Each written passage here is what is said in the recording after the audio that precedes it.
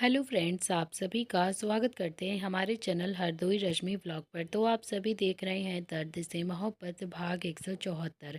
इससे पहले इस कहानी के 173 भाग अपलोड हो चुके हैं चैनल पर। अगर आप सबने नहीं पढ़ा है तो ज़रूर पढ़ लीजिएगा। अब तक आप सबने पढ़ा था। वो लड़की बोलती है कि जज साहब भी इस बात से बहुत ही ज़्यादा नाराज़ हैं कि मिस्टर पांडे ने मिस्टर गुप्ता पर हाथ क्यों उठाया है। यहाँ के हालात इस वक्त बहुत ही ज़्यादा ख़राब हो गए हैं। मैं घर जा रही हूँ, आप भी घर चली जाइएगा प्लीज़। पुलिस वालों ने कहा है कि जितने भी फीमेल्स लॉयर्स हैं यहाँ पर, वो यहाँ से चली जाएं क्योंकि हालात बिगड़ने वाले हैं और फिर यहाँ पर शायद मारपीट होने के भी बहुत ज़्यादा चांसेस हैं। इतना आप सब लोग देख चुके थे। अब देखते हैं आगे इस कहानी में क्या होता है। कोयल ने भी हाँ में अपनी गर्दन हिला दी और उसने भी जल्दी से अपना लैपटॉप बंद कर दिया और फिर अपने बैग में रखा। अपना बैग उठाया और वो वहाँ से जल्दी जल्दी जाने लगती है।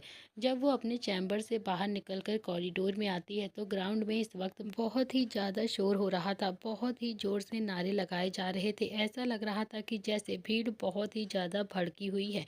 वहाँ से निकलना बहुत ही ज़्यादा मुश्किल था। कोयल जैसे तैसे करके वहाँ से निकल रही थी और तभी एक आदमी ने कोयल को देखकर गुस्से से कहा कि यही है वो लड़की, यही है जिसके अंडर में मिस्टर पांडे ने अपनी ट्रेनिंग कंप्लीट की थी। कोयल कोयल पकड़ो इसे, पकड़ो अभी। यहीं जाकर पांडे से कहेगी कि मिस्टर गुप्ता को सॉरी बोले। कोयल एकदम से डर गई थी। उसे तो एकदम से पसीने आने लगे थे। उसे समझ में नहीं आ रहा था कि अब वो क्या करे। लोग कोयल के पास ही आ रहे थे और कोयल जो एकदम से पीछे हटती जा रही थी।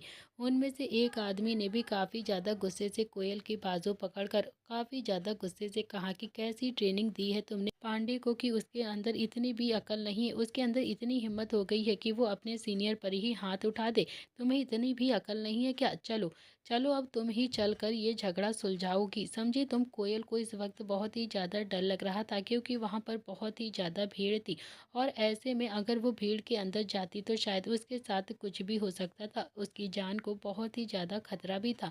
कोयल की आंखों में एकदम से आंसू आ गए थे और वो आदमी भी कोयल को एकदम से गुस्से से खींचता उससे पहले ही उस आदमी ने अपने हाथ पर किसी का हाथ महसूस किया। कोयल ने भी अपनी नज़र उठाकर देखा तो वहाँ पर ड्रैगन, जो कि काफ़ी ज़्यादा गुस्से से खड़ा हुआ उस आदमी को घूर रहा था। ड्रैगन ने भी कोयल की तरफ देखकर कहा कि तुमने लास्ट पेज पर साइन नहीं किया है। कोयल के चेहरे पर तो हल्की सी मुस्कुराहट आ गई थी क्योंकि वो बहुत ही अच्छे से जानते थे कि ड्रैगन उसे बचाने के लिए यहाँ पर आया है, लेकिन अकड़ एक मिनट के लिए भी नहीं छोड़ेगा और वो अपनी अकड़ को इसके सामने दिखा रहा था।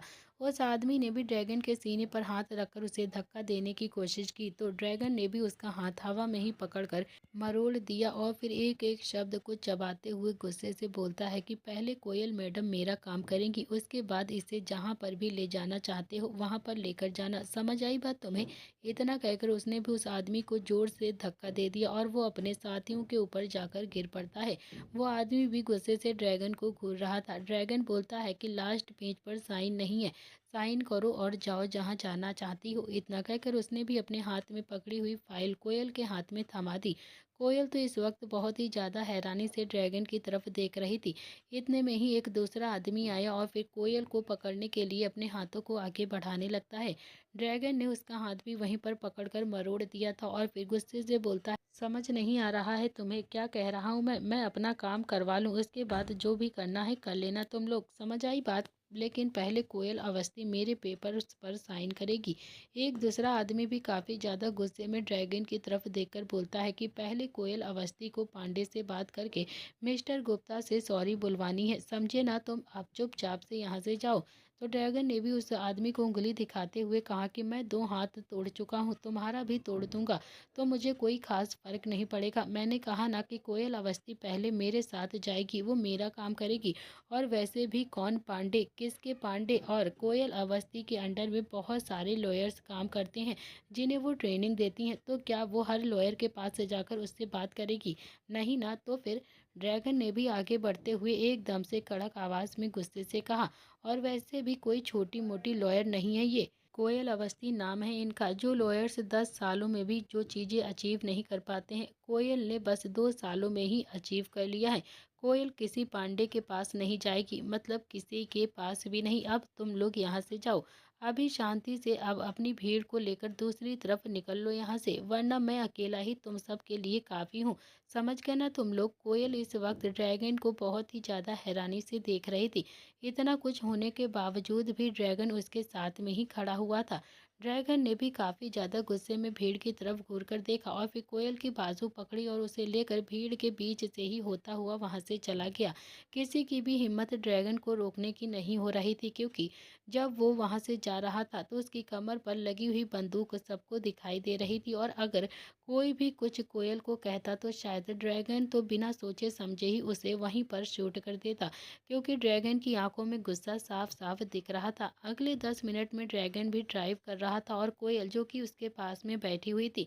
ड्रैगन ड्राइव तो कर रहा था और कोयल की तरफ देख भी रहा था, तो कोयल भी उसे देख ही रही थी। ड्रैगन बोलता है कि मुझे क्या देख रही हो तुम? अब तुम्हारे देखने से कुछ भी नहीं होता है। मैं बहुत ही ज़्यादा आगे निकल चुका हूँ। कोयल बोलती है कि मुझे बचाने क्यों आए थे तुम? ड्रैगन बोलता है कि तुम्हें नहीं बचाया है मैंने, कितनी बार बताऊँ तुम्हें? पीछे फाइल रखी हुई है ना, उसके लास्ट पेज पर साइन करो और फिर मुझे भी फ्री करो और खुद भी फ्री हो जाओ। कोयल ने भी बैक सीट से फाइल उठाई और उसका लास्ट पेज देखा तो वहाँ पर साइन थे। उसने ड्रैगन की तरफ देखकर कहा कि इसमें तो मैंने पहले से ही साइन कर दिए थे ना। तो ड्रैगन ने भी बिना किसी इमोशंस के साथ कहा कि तो हो सकता है कि मैंने ध्यान ही ना दिया हो। कोयल बोलती है कि अगर मुझे लगे कि तुम मुझे बचाने के लिए आए थे तो। ये कहते हुए कोयल का गला तो एकदम से भराया था और आंखों में भी हल्की हल्की सी नमी उतर आई थी। ड्रैगन ने भी एकदम झटके से 100 ब्रेक मार दी और फिर कोयल की तरफ देखकर कहा कि तो क्या चाहती हो तुम? क्या कहूँ मैं? बताओ बताओ ना कि क्या कहूँ मैं? ये कहूँ कि जब मैं बाहर आया था और मैंने इतनी सारी भीड़ देखी तो मेरा दिल जोरों से धड़कने लगा था और मुझे बहुत ही ज़्यादा डर लगने लगा था कि कहीं मेरे कोयल को कुछ हो तो नहीं जाएगा, कोई मेरी कोयल को कुछ कह तो नहीं देगा, कहीं मेरी कोयल ऑफिस में फंस कर तो नहीं रह जाएगी, कहीं ये लोग मेरी कोयल को नुकसान तो नहीं पहुंचा देंगे। ये बोलूँ मैं? यही चाहती हो ना तुम? कोयल भी पानी भरी आंखों से ड्रैगन की तरफ ही देख रही थी। ड्रैगन भी थोड़ा सा और गुस्से में चिल्लाकर बोलता है कि बताओ ना, क्या चाहती हो तुम? क्या बोलूँ मैं? कि मुझे सॉरी बोलो, मुझे मनाने की कोशिश करो, और कब हम लोग फिर से एक ही घर में एक साथ एक छत के नीचे रहेंगे? बताओ ना, मुझे क्या सुनना चाहती हो तुम? यही बोल दूं कि पिछले 2 सालों से मैं हर पल यही सोचता हूँ कि पता नहीं मेरी कोयल और तितली कैसी होंगी, कहीं उन्हें किसी ने कोई नुकसान तो नहीं पहुंचा दिया है, पता नहीं उन्हें कोई तंग तो नहीं कर रहा होगा, कोई उन्हें परेशान तो नहीं कर रहा होगा ना, कैसे जी रही होंगी? वो अमन जो आज भी तुम्हारे आगे पीछे घूमता है, कहीं तुम उसके साथ डेट पर तो नहीं चली गई होगी? क्या बोलूँ मैं? यही चाहती हूँ ना, यही बोलूँ मैं? बताओ मुझे, क्या सुनना चाहती हो तुम? उसने आगे काफ़ी ज़्यादा गुस्से से कहा कि देखो कोयल, मैं बहुत ही मुश्किल से तुमसे दूर जाने की कोशिश कर रहा हूँ, फिर भी तुम मेरे दिल में और मेरे दिमाग से निकलती नहीं हो, हमेशा मेरे दिल और दिमाग में ही रहती हो। समझे तुम? मेहरबानी करके ऐसा कुछ भी मत करो कि मैं पागल हो जाऊं, मैं फिर से पहला जैसा हो जाऊं, समझे तुम? इतना कहकर ड्रैगन ने गुस्से में गाड़ी का गियर चेंज किया और फिर ड्राइव स्टार्ट कर दी। तो वहीं कोयल भी अब दूसरी तरफ देखकर अपने आंसुओं को कंट्रोल करने की नाकाम कोशिश करती रहती है। उसकी आंखों से आंसू झरने की तरह बह रहे थे, लेकिन इन सब में एक बात तो तय थी कि ड्रैगन ने गुस्से में ही सही पर अपने दिल की बात कोयल से बोल ही दी थी। आधे घंटे में ड्रैगन ने भी गाड़ी कोयल के घर के बाहर आकर रोकी और फिर थोड़ा सा नरम लहजे में बोला कि उतरो, मुझे काम है। कोयल ने भी नम आंखों से एक नज़र ड्रैगन की तरफ देखा और बोली कि मेरा और अमन का कोई भी रिश्ता नहीं है, मैं एक्सेप्ट करती हूँ कि अमन मुझे घुमा फिरा कर प्रपोज करने की कोशिश करता है, काफ़ी बार वो मुझसे मिलने के लिए भी कोशिश कर चुका है, लेकिन यकीन मानो मैं अमन की बातों में कभी भी नहीं आई हूँ, कभी भी नहीं, और ना ही मैंने उससे कभी बात की है और ना ही मैंने कभी उससे मुलाकात करी है। ये कहकर कोयल भी गाड़ी से उतर गई। तो कोयल को पता नहीं क्यों वो ड्रैगन को ये बात क्यों बोल रही थी, ये उसे भी नहीं पता था। तो वहीं ड्रैगन ने भी जब कोयल के मुंह से ये सब कुछ सुना तो कहीं ना कहीं उसे थोड़ा सा सुकून मिल गया था कि आज भी कोयल बस उसी की ही है, किसी और की नहीं है, ना ही वो होना चाहती है किसी और की। कोयल भी घर के अंदर आ गई थी और उसने आते ही अपना बैग सोफे पर पटक दिया और सीधा अपने कमरे की तरफ जाकर अपने बेड पर पेट के बल लेटकर जोर जोर से रोने लगती है। वो बहुत ही ज़्यादा रो रही थी, इतना तो वो पिछली कई दिनों से भी नहीं रोई थी जितना कि आज रो रही थी। वैसे तो ड्रैगन ने अनगिनत बार उसे अपने दिल की बात बताई थी, कई बार उसे प्रपोज किया था, लेकिन आज जो कुछ भी ड्रैगन ने गुस्से में बोल रहा था वो बात सीधी कोयल के दिल को जाकर लग गई थी। तो वहीं दूसरी तरफ तितली जो कि अनिरुद्ध को अपने हाथों के बने हुए छोले भटूरे खिला रही थी और अनिरुद्ध भी बहुत ही चाव के साथ उसके हाथों से खा रहा था। वो थोड़ा सा हैरान भी था, लेकिन फिलहाल के लिए उसका ध्यान छोले भटूरे पे ही था। ऐसा लग रहा था कि जैसे न जाने कितने टाइम के बाद वो छोले भटूरे खा रहा हो। तितली अनिरुद्ध को खिलाती हुई बोलती है कि मज़ा आ रहा है, टेस्टी तो लग रहा है ना, पहली बार बनाया है। अनिरुद्ध ने भी हाँ में अपनी गर्दन हिलाते हुए कहा कि सच में बहुत टेस्टी है। इतना कहकर वो फिर से खाने लगा। देखते ही देखते उसने 4 भटूरे खा लिए थे और तितली भी अनिरुद्ध के भटूरे खाने में संतुष्ट थी। उसने मुस्कुराकर कहा कि तुम्हें तो बहुत भूख लग रही है मिस्टर हैंडसम। इतना कहते ही उसने अपने मुंह पर हाथ रख लिया। तो वहीं अनिरुद्ध आंखें फाड़कर तितली की तरफ देख रहा था। उसे लग रहा था कि जैसे मिस्टर हैंडसम उसने पहली बार कहीं और भी सुना है, लेकिन कहाँ सुना है उसे याद नहीं आ रहा था। फिलहाल के लिए तितली ने भी बात को टालते हुए कहा, अब कल क्या बनाना है तुम्हारे लिए अभी बता दो। अनिरुद्ध बोलता है कि आलू के पराठे। तितली ने भी हमें अपनी गर्दन हिला दी और लंच बॉक्स पैक किया और अनिरुद्ध का मुंह अपने दुपट्टे के कोने से पोंछ दिया। वो बोलती है कि आराम से रहना, ज़्यादा खुद को इन रस्सियों से खोलने की कोशिश मत करना, वरना मेरा साथी जो बाहर बैठा है ना, वो तुम्हें बहुत ज़्यादा नुकसान पहुंचा देगा और तुम्हें चोट लगती है तो फिर मुझे अच्छा नहीं लगता है। कोई तुम्हारे साथ कुछ भी नहीं करेगा, तुम बस सही सलामत वापस अपने घर जा सकते हो। बस थोड़े दिन के लिए किडनैप किया है तो थोड़ी सी इज्जत रख लो ना प्लीज़, ज़्यादा हाथ पर मत मारा करो। अनिरुद्ध ने भी बस हाँ में अपनी गर्दन हिला दी, लेकिन उसकी नज़र तितली पर ही टिकी हुई थी। तितली ने भी अपना मास्क नहीं उतारा था। तितली भी अपना लंच बॉक्स लेकर वहाँ से चली गई थी। तो वहीं अनिरुद्ध के चेहरे के भाव भी थोड़े से बदल गए थे और होंठों के कोने पर हल्की हल्की सी मुस्कुराहट आ गई थी। पहली बार इतनी अच्छी किडनैपर को वो देख रहा था जो कि उसकी पसंद का खाना उसे खिला रही थी। तितली के जाने के बाद अनिरुद्ध की आंखें भी धीरे धीरे बंद होने लगी थी, क्योंकि उसने 4 भटूरे खा लिए थे जो उसे सुलाने के लिए काफ़ी थे। तो वहीं दूसरी तरफ दिशा भी रात के वक्त फार्म हाउस के पिछले साइड गार्डन में खड़ी हुई थी। उसकी आंखें इस वक्त नम थी। उसने जो कुछ भी किया था वो शायद उसे गिल्ट दिला रहा था, गिल्ट फील कर रहा था। पता नहीं इस वक्त दिशा क्या सोच रही थी, पर उसकी आंखें एकदम से बहने के लिए तैयार थी। तभी पीछे से शुभ ने उसे एक शॉल उड़ा दिया और फिर गले लगा लिया। दिशा ने भी अपनी आंखों को बंद कर लिया और फिर उसकी आंखों से एकदम से आंसू उसके गाल पर लुढ़क गए थे। शुभ ने भी दिशा को पलटकर अपने सीने से लगा लिया और बोला कि क्यों किया है ये सब कुछ तुमने। दिशा रोने लगती है तो शुभ की आंखें भी भर आई थी। शायद इसका जवाब शुभ जानता था, उसके बावजूद भी वो दिशा से पूछ रहा था। तो वहीं दिशा का तो जैसे रोना रुक ही नहीं रहा था। शुभ ने एक बार फिर से हिम्मत करते हुए पूछा कि बताओ ना दिशा, क्यों किया है ये सब कुछ। दिशा बोलती है कि इसके अलावा मुझे समझ ही नहीं आ रहा था कि तुम्हें ड्रग्स से बाहर कैसे निकालूं। शुभ ने भी अपनी पकड़ एकदम से कसी। ऐसा तो नहीं था कि दिशा ने ये सब कुछ किया है और एकदम से उसकी आदत छूट जाएगी, लेकिन पिछले 1 हफ्ते से शुभ ने ड्रग्स नहीं लिया था, जो कि एक ग्रीन सिग्नल दे रहा था। पहले शुभ हर 2-2 घंटे में ड्रग्स की डिमांड करता था, लेकिन अब 2 दिन से उसने ड्रग्स बिल्कुल भी नहीं मांगा था। जब जब वो ड्रग्स मांगता, दिशा उसके करीब चली जाती थी और शुभ का ध्यान ड्रग्स से हटकर दिशा की ओर आ जाता था। शुभ ने भी अपनी पकड़ और ज़्यादा मजबूत करते हुए कहा कि मैं बहुत ज़्यादा बुरा हूँ ना दिशा, एक अच्छा पार्टनर साबित नहीं हो पाया मैं। दिशा ने अपना सर धीरे से हटाया और शुभ के चेहरे की तरफ देखकर ना में अपनी गर्दन हिलाते हुए बोले कि ऐसा मत कहो, प्लीज़ ऐसा मत कहो, तुम बहुत अच्छे हो। अगर तुम अच्छे नहीं होते ना तो फिर मैं आंखें बंद करके ये सब कुछ नहीं करती। मैं जानती हूँ कि तुम जिंदगी भर मेरा साथ नहीं छोड़ोगे और शायद इसीलिए मैं हर हद पार करती चली गई तुम्हारे साथ। शुभ ने एक बार फिर से दिशा को अपने गले लगा लिया था और अब शुभ भी मन ही मन ये तय कर चुका था कि वो ड्रग्स से छुटकारा पाने की पूरी कोशिश करेगा। दूसरी तरफ निहाल भी आज ऑफिस से आ गया था और उसके पीछे पीछे रुद्र भी आ रहा था।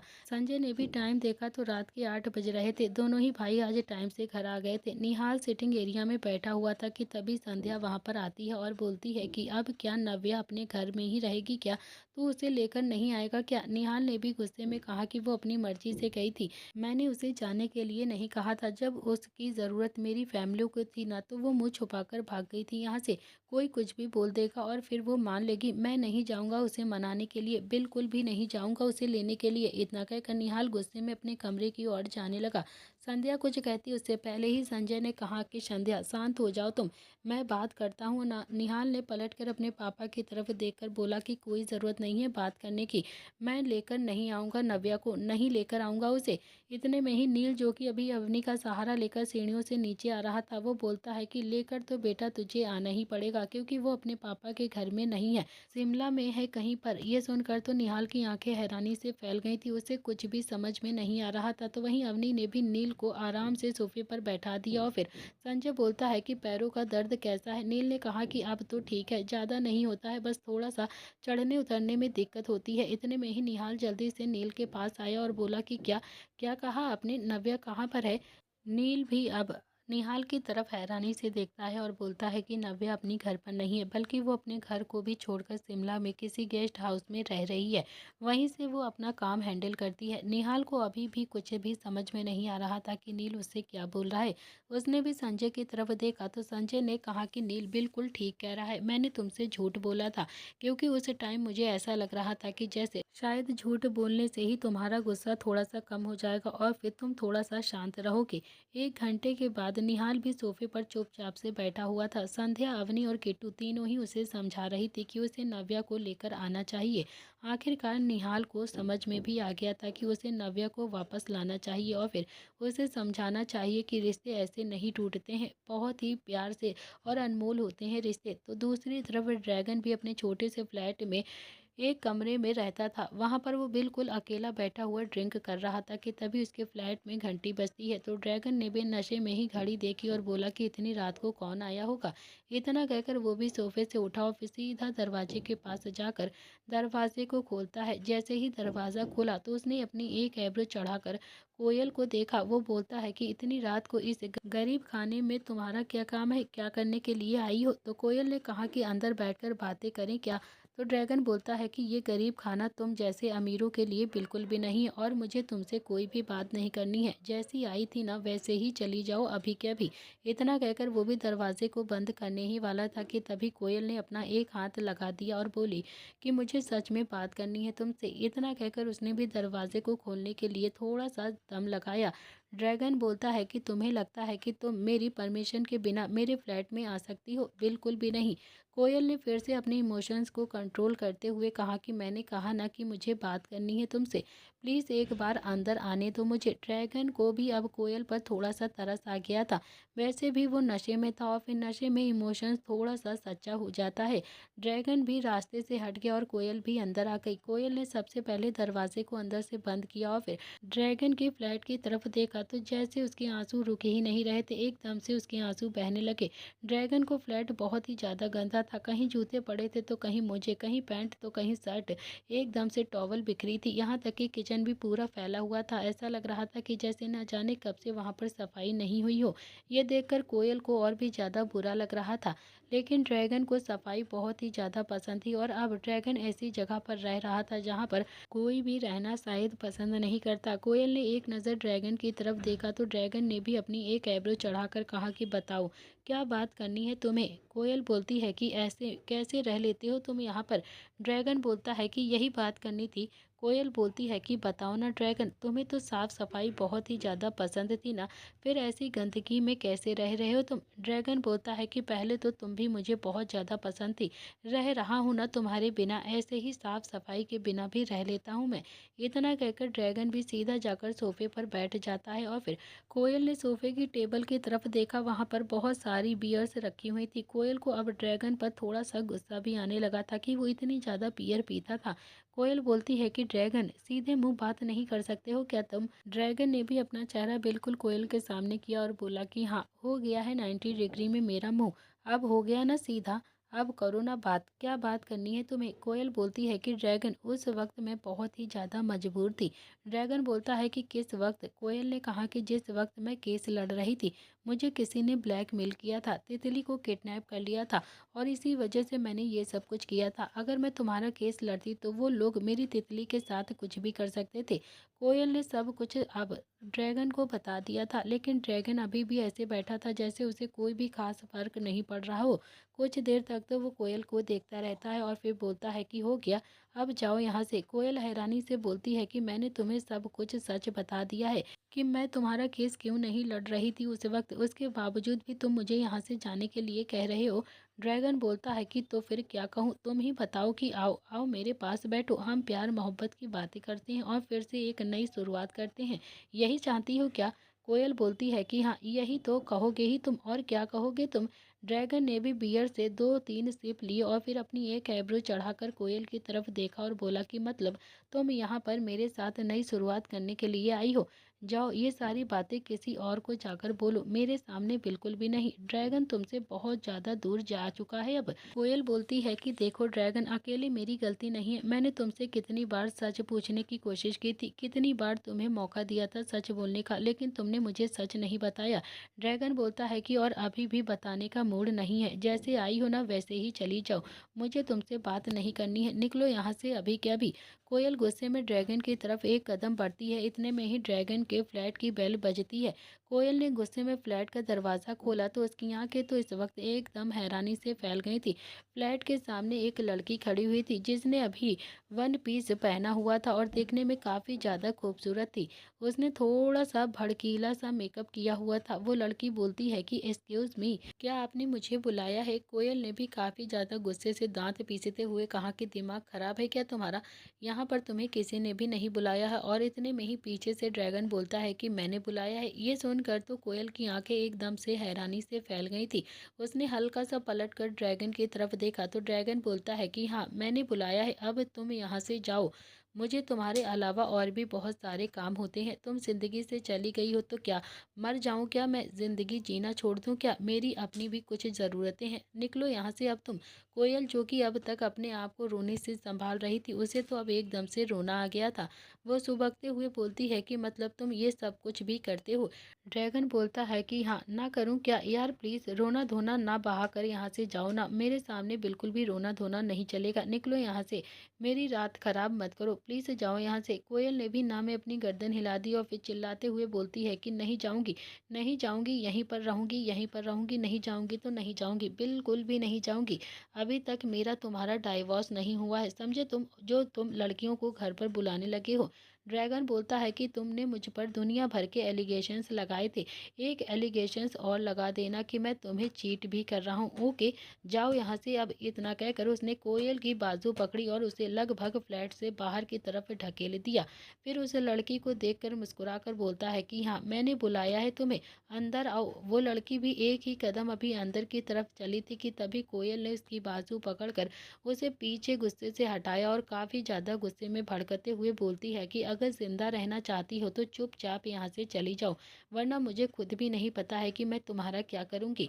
उस लड़की ने भी अपनी एक आईब्रो चढ़ाकर कहा कि कमाल की लड़की हो तुम, अपने पति पर नहीं चली तो फिर मुझ पर चिल्लाने लगी। तो वहीं ड्रैगन बोलता है कि अरे तुम किसकी बातों में आ रही हो? इसने मुझे 2 साल पहले ही छोड़ दिया था। अब मेरा इससे कुछ भी लेना देना नहीं है, ना ही ये मुझे प्यार करती है और अब तो मैं भी इससे बिल्कुल प्यार नहीं करता हूँ। इतना कहकर उसने भी उस लड़की की बाजू पकड़ी और फिर कोयल फिर से ड्रैगन के पास आ जाती है। उसने ड्रैगन के हाथ से उस लड़की के हाथ को जबरदस्ती बहुत ही मुश्किल से छुड़वाया और फिर उसके कॉलर को पकड़कर रोते हुए बोलती है कि ड्रैगन, ड्रैगन मुझसे गलती हो गई है, लेकिन उस समय मुझे जो भी सही लगा वो मैंने किया। इसका मतलब ये नहीं है कि तुम्हारे जो भी मन में आएगा तुम वो करोगे। या तो मैं तुम्हें बचा सकती थी या फिर तितली को। तुम ही बताओ, मेरी जगह पर तुम होते तो फिर तुम क्या करते? मुझसे गलती हो गई है ड्रैगन, मैं मानती हूँ मैंने गलती करी है। मैं तुम्हारे हाथ जोड़ती हूँ, पैर पड़ती हूँ। देखो देखो, ये बात बिल्कुल सच है कि मैं और तुम 2 साल से ही दूर रह रहे हैं, लेकिन यकीन मानो मैंने तुम्हारे अलावा किसी और से बात तक नहीं करी है आज तक। तुम ऐसा नहीं कर सकते हो। तुम मुझे छोड़कर किसी और के पास कैसे जा सकते हो? ड्रैगन, बस एक बार, बस एक बार, बस एक बार माफ़ कर दो मुझे, बस एक बार मुझे मौका दे दो। मेरे दिल पर एकदम से बातें चुभ रही हैं तुम्हारी, ऐसा लग रहा है कि जैसे सांस नहीं आएगी मुझे। मैं सच कहती हूँ, अगर ये तुम्हारे फ्लैट के अंदर आ गई ना तो फिर मैं अपने साथ अभी के अभी ही कुछ गलत कर लूँगी। मेरा मरा हुआ मुँह देखोगे तुम। ड्रैगन, चाहे हम कितने भी दूर हो जाएं, लेकिन मुझे इस बात का बहुत ही ज़्यादा गर्व महसूस होता था कि मेरा ड्रैगन मेरे अलावा किसी और को आँख उठाकर भी नहीं देखेगा। मुझे पूरा यकीन था तुम पर। ड्रैगन ने कहा कि लेकिन तुम्हारा ये गुरूर टूटने वाला है बहुत ही जल्द। प्लीज़ मेरी रात खराब मत करो और निकल जाओ यहाँ से प्लीज़। प्लीज़ समझने की कोशिश करो तुम। देखो मैं भी ना तुम्हारे सामने हाथ जोड़ रहा हूँ, जाओ यहाँ से। प्लीज़ चले जाओ मेरे फ्लैट से, प्लीज़ प्लीज़ प्लीज़। मुझे नहीं करनी है तुमसे कोई भी बात। ड्रैगन, मैं सच में मर जाऊँगी। एक बार, बस एक बार ध्यान से मेरी बात को तो सुन लो। मेरे पास तुम दोनों में से किसी एक को बचाने का ही ऑप्शन था। मैं क्या करती? मैं अपनी तितली को मरता हुआ नहीं देख सकती थी। और तुम तो जानते ही हो ना, मम्मी पापा नहीं है मेरे। तितली के लिए तो माँ बाप दोनों मैं ही थी ना। और फिर ऐसा तो नहीं था कि सेक्रीफाइस बस तुमने ही किया है, मैंने भी तो सेक्रीफाइस किया है ना। मेरे दिल पर भी तो बिजलियां गिर रही थी ना, फिर भी मैंने ये सब कुछ किया था। सोचो मैंने कैसे किया होगा। ड्रैगन बस कोयल की तरफ ही देखे जा रहा था। इतने में ही उस लड़की के पीछे से किसी लड़के ने कहा कि समायरा। उस लड़की ने भी पलटकर उस आदमी की तरफ देखा तो आदमी एकदम से बोलता है कि आपको मैंने बुलाया था। यह सुनकर तो कोयल ने बहुत ही ज़्यादा हैरानी से पीछे पलटकर देखा तो वो लड़की उस आदमी के साथ वहाँ से चली गई थी। कोयल ने फिर ड्रैगन की तरफ देखा, उसे अब ड्रैगन पर बहुत ही ज़्यादा गुस्सा आ रहा था। तो वहीं ड्रैगन को तो एकदम से हंसी आ गई थी और जैसे ही वो हंसता है वैसे ही कोयल ने काफ़ी ज़्यादा गुस्से में उसके गाल पर एक थप्पड़ जड़ दिया था। ड्रैगन का चेहरा तो अब एक तरफ हो गया था और कोयल का रोना तो अब और भी ज़्यादा बढ़ गया था। ड्रैगन बोलता है कि मार दिया ना थप्पड़ तुमने मुझे, हो गई मन की मुराद पूरी, अब जाओ यहाँ से, बहुत रात हो गई है, मुझे सोने दो।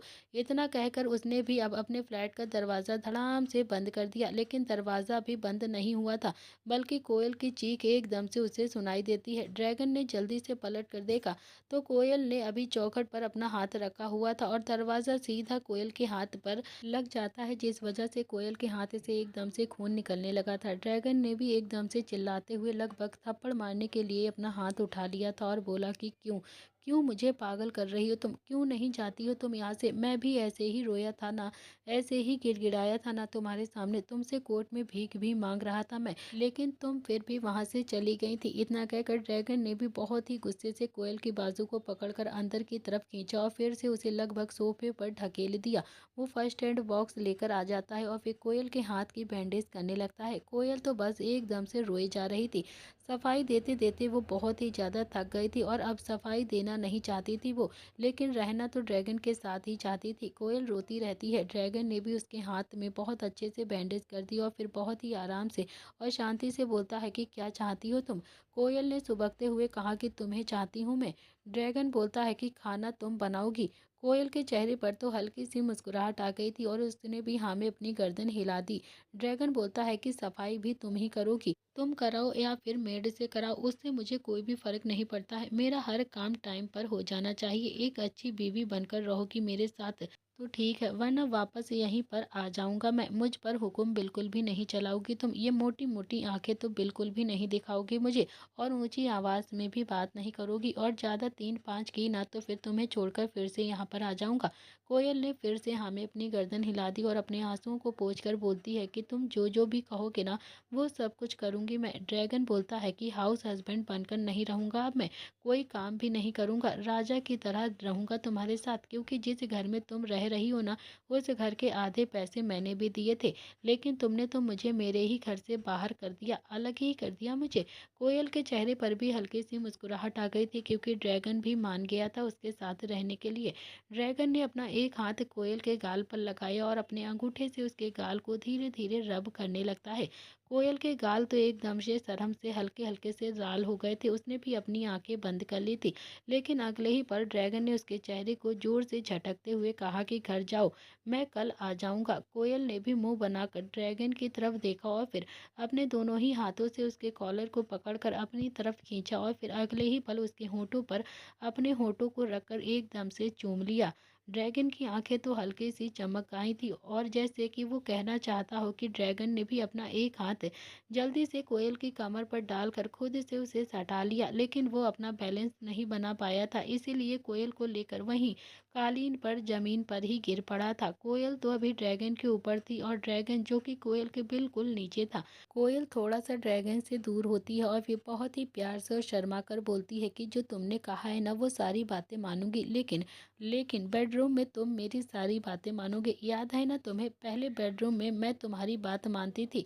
ड्रैगन के चेहरे पर तो हल्की हल्की सी मुस्कुराहट आ गई थी, उसने भी कोयल को रोल करके अपने नीचे कर लिया और तभी कोयल की एकदम से आह निकल जाती है, क्योंकि शायद कोई चीज कोयल की कमर को एकदम से चुभ गई थी। ड्रैगन ने भी अपना एक हाथ कोयल की कमर पर डाला और फिर कोयल की कमर के नीचे से एक डब्बे का ढक्कन निकाल कर एक साइड पर फेंक दिया और फिर से कोयल के होठों को एकदम से अपने होठों में कैप्चर कर लिया और उसे बहुत ही प्यार से किस करने लगा। दोनों ही उस मोमेंट को एंजॉय कर रहे रहे थे। पूरे 2 साल के बाद दोनों ही एक दूसरे के करीब आए थे और फिर ये तड़प तो 2-3 मिनट में तो ख़त्म होने वाली नहीं थी। तो वहीं दूसरी तरफ तितली भी अनिरुद्ध को आलू का पराठा खिला रही थी। अनिरुद्ध ने भी आलू का पराठा बहुत ही प्यार से खाया और बोला कि तुम इतनी टेस्टी खाना बनाती हो तो फिर किडनैपिंग क्यों करती हो? तितली ने कहा कि ये मेरा शौक है। अनिरुद्ध ने भी एक ऐब्रो चढ़ाकर तितली की तरफ देखा तो तितली ने अभी भी अपने चेहरे पर मास्क लगाया हुआ था। अनिरुद्ध को उस लड़की को देखने की इच्छा हो रही थी। वो बोलता है कि तुम चेहरा छुपाकर क्यों आती हो मुझसे मिलने के लिए? तुम चेहरा क्यों नहीं दिखाती हो? तितली बोलती है कि ताकि तुम मुझे पहचान न सको। अनिरुद्ध थोड़ा सा हैरान हो गया था, लेकिन अगले ही पल तितली ने भी हंसकर कहा कि मैं तुम्हें चेहरा दिखा दूंगी और फिर कल को तुम यहाँ से जाओगे तो सबसे पहले मुझे ही अरेस्ट करवाओगे ना, या फिर तुम मुझे ही गोली मार दोगे? तुम इस बात की शर्म थोड़ी करोगे कि मैं तुम्हें छोले भटूरे, आलू के पराठे और पनीर की सब्जी खिला रही हूँ। ये थोड़ी ना सोचोगे तुम तो सबसे पहले पुलिस लेकर मेरे घर पर ही पहुँच जाओगे। अनिरुद्ध ने भी हल्का सा मुस्कुराकर तितली की तरफ देखा और कहा कि यार, सच में बहुत ही ज़्यादा चालाक हो तुम। तितली भी अनिरुद्ध की बात देखकर बोलती है कि हाँ, चालाक तो हूँ, तभी तो यहाँ पर हूँ ना। अच्छा, एक बात बताओ, मुझे किडनैप क्यों किया है तुमने? पैसा चाहिए क्या तुम्हें? तितली बोलती है कि पैसा तो मेरे पास बहुत ज़्यादा है, तुम्हें चाहिए होगा तो तुम बता देना। अनिरुद्ध बोलता है कि मतलब किडनैपिंग करके बहुत सारा पैसा कमाया है क्या तुमने? तितली बोलती है कि तुम बहुत ही ज़्यादा बातें करते हो, इतनी बातें मत किया करो। इतना कहकर उसने भी जल्दी से टिफिन बॉक्स बंद कर लिया और बोली कि अब बताओ, कल क्या बनाकर लेकर आऊँ मैं तुम्हारे लिए? अनिरुद्ध बोलता है कि तुम्हें नहीं लगता है कि तुम मुझे इतना सब कुछ खिलाकर मेरा वेट बढ़ा दोगी? तितली बोलती है कि अरे नहीं नहीं, वेट क्यों बढ़ेगा तुम्हारा? तुम तो एकदम से चीखते चिल्लाते इतना ज़्यादा हो कि बहुत ही ज़्यादा है, सब कुछ बराबर हो जाएगा तुम्हारा। अनिरुद्ध भी तितली को अपनी बातों में फंसाना चाहता था, लेकिन तितली भी इतनी बेवकूफ़ नहीं थी। अनिरुद्ध ने भी बहुत ही प्यार से पूछा कि अच्छा, आप ना नाम तो बता दो मुझे, जब यहाँ से छूट कर जाऊँगा तो फिर कम से कम तुम्हें याद तो कर लूँगा ना। तितली बोलती है कि ओ मिस्टर हैंडसम, तुम ना मुझे याद नहीं करोगे, मुझे पता है बहुत अच्छे से। भला एक किडनैपर को कोई भी याद करता है क्या? इसीलिए अपने दिमाग से ये बात तो निकाल ही दो कि मैं तुम्हारी बातों में आ जाऊँगी या फिर तुम्हें छोड़ दूँगी। इतना कहकर तितली ने भी अपनी 2 उंगलियाँ अनिरुद्ध के माथे पर लगाईं और फिर बहुत ही प्यार से उसे पीछे की तरफ ढकेल दिया और फिर वहां से जाते हुए बोलती है कि कल तुम्हारे लिए दाल बाटी चूरमा बनाकर लेकर आऊंगी। ओके, तुम्हें पसंद तो है ना? अनिरुद्ध भी अब तितली की तरफ देखकर हल्की सी हाँ में अपनी गर्दन हिला देता है और मुस्कुरा देता है। तो दोस्तों, इसी के साथ इस कहानी का आज का एपिसोड यहाँ पर समाप्त होता है। कहानी पसंद आए तो लाइक शेयर सब्सक्राइब जरूर कर दीजिएगा। क्या इसी तरह से तितली और अनिरुद्ध दोनों ही आ जाएंगे एक दूसरे के करीब, और क्या होने वाला है इस कहानी में आगे देखते रहिए दर्द से मोहब्बत का।